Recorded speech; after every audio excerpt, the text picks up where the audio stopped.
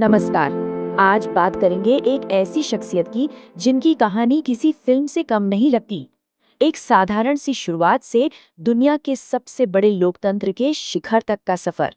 चलिए आज नरेंद्र मोदी की इसी असाधारण यात्रा को समझते हैं।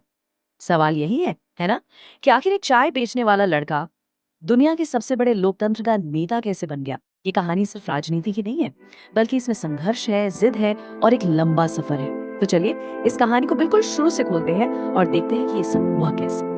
तो हर बड़ी कहानी की तरह इसकी भी एक शुरुआत है और ये शुरुआत बहुत ही साधारण थी। चलते हैं उनके बचपन में, उन शुरुआती दिनों में जहां भविष्य के एक बड़े नेता की नींव रखी जा रही थी। उनका पूरा नाम है नरेंद्र दामोदर दास मोदी। जन्म हुआ 17 सितंबर 1950 को गुजरात के एक छोटे से गांव वडनगर में। परिवार बहुत ही मामूली था। पिताजी चाय बेचते थे और घर में आर्थिक चुनौतियां हमेशा बनी रहती थी। अब सोचिए, बचपन में ही वो रेलवे स्टेशन पर अपने पिता की चाय की दुकान पर हाथ बटाते थे। लेकिन मजे की बात यह है कि काम के इस बोझ के बीच भी पढ़ाई को कभी पीछे नहीं छोड़ा। मतलब एक तरफ जिम्मेदारियां, दूसरी तरफ पढ़ाई के लिए वही लगन। शायद यहीं से उनकी जिंदगी में वो अनुशासन और मेहनत करने की आदत पड़ी जो आगे चलकर बहुत काम आई। तो देखिए उनका सफर आगे कैसे बढ़ा। पहले वडनगर में शुरुआती पढ़ाई पूरी की, फिर दिल्ली यूनिवर्सिटी से पॉलिटिकल साइंस में डिग्री ली। लेकिन असली टर्निंग पॉइंट तब आया जब वो बहुत कम उम्र में राष्ट्रीय स्वयंसेवक संघ यानी आरएसएस से जुड़ गए। कहते हैं कि यहीं पर उन्होंने लीडरशिप, डिसिप्लिन और संगठन चलाने के गुर सीखे। और यही जो वैचारिक नींव थी वो उन्हें आगे चलकर भारतीय जनता पार्टी यानी बीजेपी में एक अहम रोल तक ले आए। अच्छा, अब कहानी में आना है एक बड़ा हुआ। अब हम बात करेंगे उनके करियर के उस दौर की जब उन्होंने गुजरात के मुख्यमंत्री के तौर पर अपनी एक अलग पहचान बनाई। साल था 2001। ये वो साल था जिसने उनके राजनीतिक करियर को पूरी तरह से बदल दिया। इसी साल उन्हें गुजरात का मुख्यमंत्री बनाया गया और यहीं से एक प्रशासक के तौर पर उनकी असली परीक्षा शुरू हुई। बतौर मुख्यमंत्री उनका कार्यकाल दो अलग अलग वजहों से हमेशा चर्चा में रहा। एक तरफ तो गुजरात में जबरदस्त आर्थिक विकास हुआ, इंफ्रास्ट्रक्चर में बड़े सुधार हुए। खासकर 2001 के भूकंप के बाद जिस तरह से उन्होंने आपदा प्रबंधन संभाला उसकी काफी तारीफ हुई। लेकिन सिक्के का दूसरा पहलू भी था। साल 2002 के गुजरात दंगों ने उनके कार्यकाल पर एक बड़ा और गंभीर विवाद भी खड़ा कर दिया। गुजरात के बाद अब मंजिल थी दिल्ली।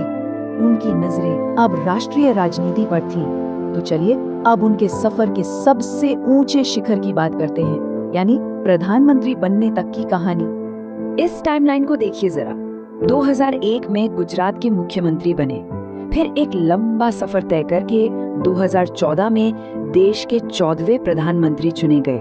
और कहानी यही नहीं रुकी। 2019 में तो और भी बड़े बहुमत के साथ सत्ता में वापसी की। वाकई एक कमाल का राजनीतिक सफर रहा है ये। प्रधानमंत्री बनने के बाद उनकी सरकार एक्शन में आ गई। एक के बाद एक कई बड़ी राष्ट्रीय योजनाएं शुरू की गई। इन सब का मकसद देश में सामाजिक और आर्थिक स्तर पर बड़े बदलाव लाना था। अगर उनकी कुछ बड़ी नीतियों की बात करें तो स्वच्छ भारत अभियान तो सबको याद ही होगा, देश को साफ बनाने के लिए। फिर आया मेक इन इंडिया, ताकि चीजें भारत में ही बने। लोगों को बैंकिंग से जोड़ने के लिए जनधन योजना लाई गई। और हाँ, दो बड़े आर्थिक फैसले भी हुए। पूरे देश में एक टैक्स सिस्टम लाने के लिए जीएसटी, और फिर नोटबंदी जिसने काफी हलचल मचाई। इन सब के अलावा अंतर्राष्ट्रीय स्तर पर भी उनकी नीति काफी एक्टिव रही। तो इतनी लंबी यात्रा के बाद सवाल ये उठता है कि इस कहानी का सार क्या है, इससे क्या सीख मिलती है। चलिए अब इस सफर के निचोड़ को समझने की कोशिश करते हैं।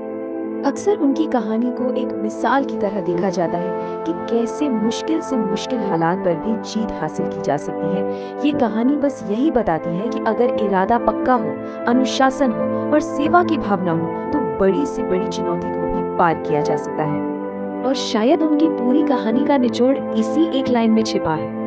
संकट और कठिनाइयों के सामने हार मानने की बजाय कड़ी मेहनत और दृढ़ निश्चय से सफलता प्राप्त की जा सकती है।